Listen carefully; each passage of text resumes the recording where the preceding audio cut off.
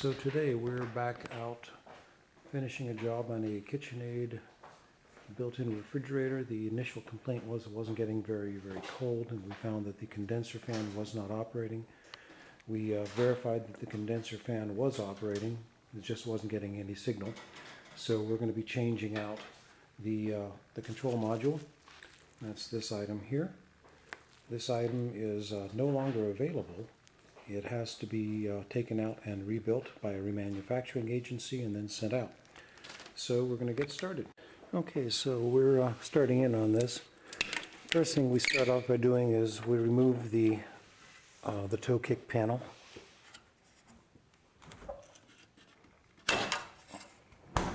Toe kick panel comes off, and then the next thing we're going to have to do is to operate these screws. Basically, these are standoffs.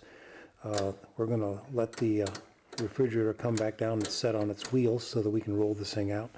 The whole refrigerator has to come out in order for us to service the control module.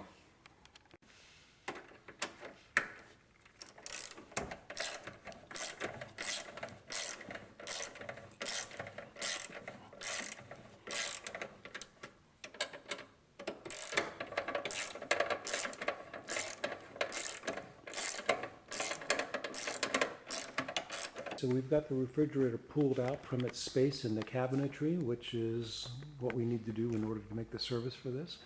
This up here is the electronics and the compressor bay. This is where all of the stuff that makes the refrigerator go is working.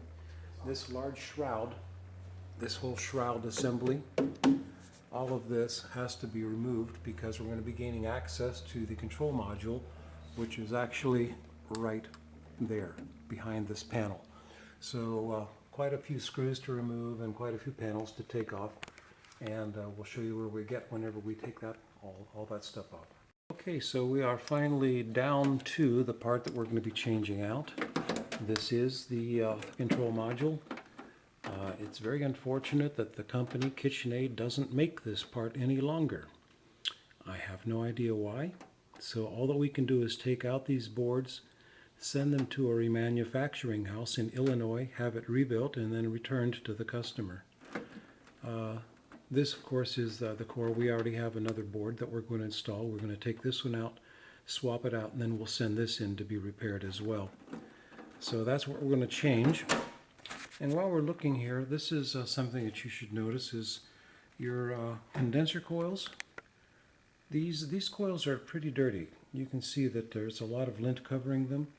And this robs a lot of performance from your refrigerator, so it's really quite important that you keep these coils clean. We recommend that you at least check them once a year, maybe twice a year if you happen to be in a particularly hot or a dusty environment. Okay, so the new board is in, and plugged the unit back in, turned on the power button. About 15 seconds later, the machine sprang to life. The compressor is running. The compressor is really cold right now, but it's been like this for about a week and a half while we've been waiting for this part to be rebuilt. And we know that the new board is functioning properly because the condenser fan is now running, whereas last time when we came out it was not operating. So the condenser fan is good. All the other fans seem to be operating normally, so we're going to start to close this machine back up.